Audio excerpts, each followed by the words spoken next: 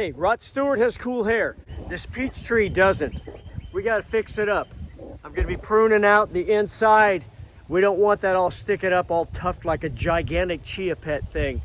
We want an open middle, as they call it, for this fruit tree, so that it can breathe, gets less disease, sends more energy to these branches here. Look at this.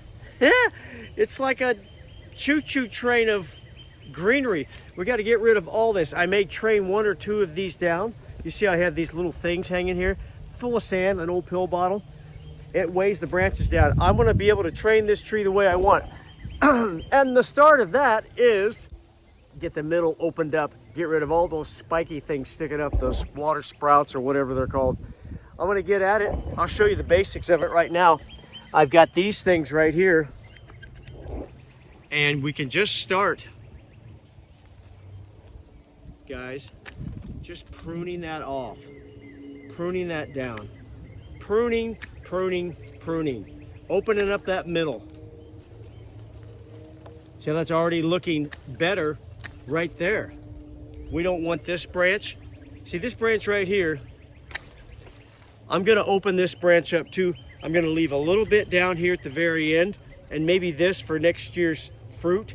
By the way, 3-year-old tree here, no fruit yet. That's the way I want it. Year 4, I'm hoping to get a few off of this tree next year. It's been a long wait. Have you guys ever heard the phrase, the best time to plant a fruit tree is 5 years ago? I love it. I wish I would have planted this thing 5 years ago. I'd be getting fruit this year. This is year 3, planted it in 2022, it's 2025. So here we are, mid-May, and we're doing what's called a mid-season or a spring growth pruning time.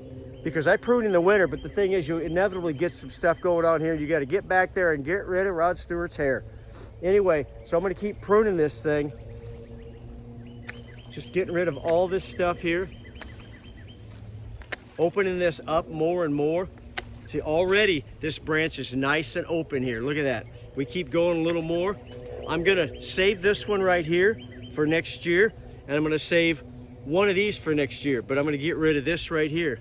Off it goes. Look at that already. Stuff on the ground everywhere. So we want to keep that middle opened up. So 8 o'clock tomato talk, of course, but we also have fruit trees on our property. This wonderful apple tree was already here. I'm guessing it's 20 to 30 years old. And as you can see, look at that. I got some gall darn apples on this thing. Beautiful, a little bit of, I don't know what kind they are. We got some the first year and they were kind of yellowish green, very sweet. I sprayed with copper fungicide this year to try to thwart the disease. Guess what? Here's another thing. My neighbor has some lovely, lovely cedar trees. Guess what kind of tree you shouldn't plant fruit trees next to? You got it, man, cedar trees.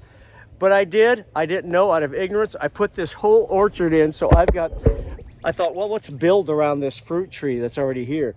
So I've got my blueberries down here. They don't seem to be affected by the cedar apple rust, but I've already sprayed with copper fungicide on these 3 trees right here.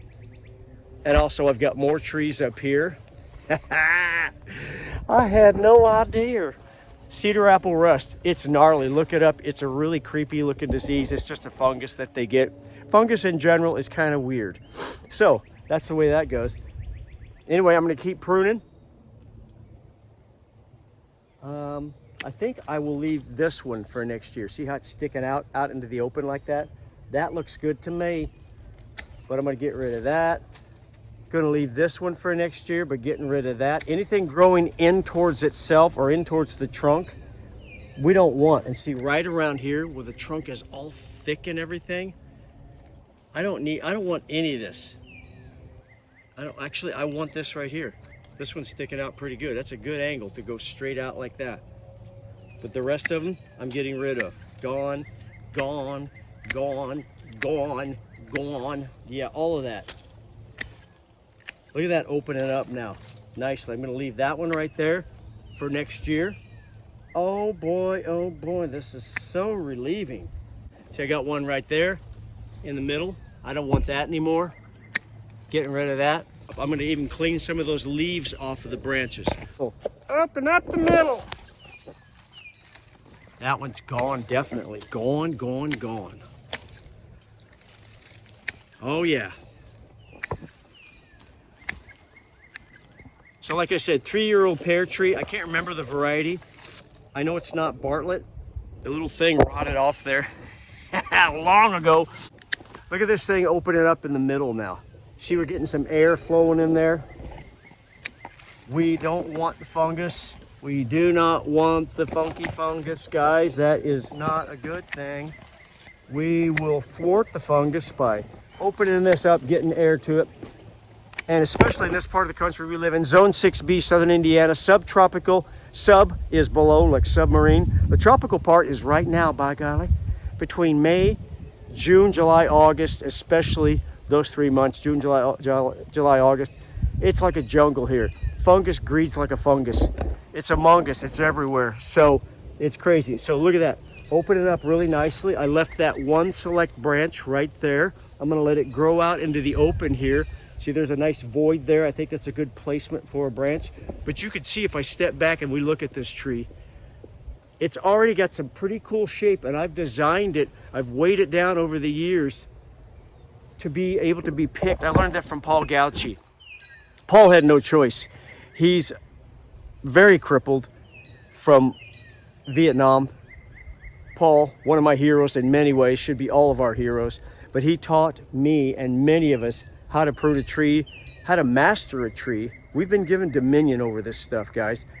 We gotta prune it the way we want it. I don't feel like getting on a 12-foot ladder to pick a pear, especially when I'm 80 years old living here.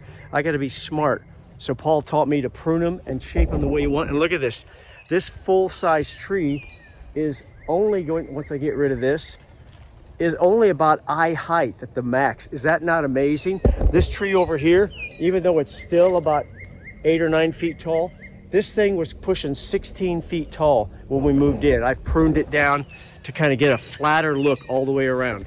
The apple tree behind me, same thing. I've got to prune in a little bit. I got to weigh this branch down, but I've been weighing these branches down for years. There's another jar, a jar. There's my spare jars. I kind of move them around as I go. And then I will cut them off in mid-season if I feel like it's getting low enough. And so I did cut a lot of the jars or bottles of sand off here because these were getting low enough. I don't want them dragging the ground. Once they get fruit on them, they'll just be weighing down more. I need them to come out and just go sideways. So there we go. Pruning. Look at that. It's already opened up nicely in there.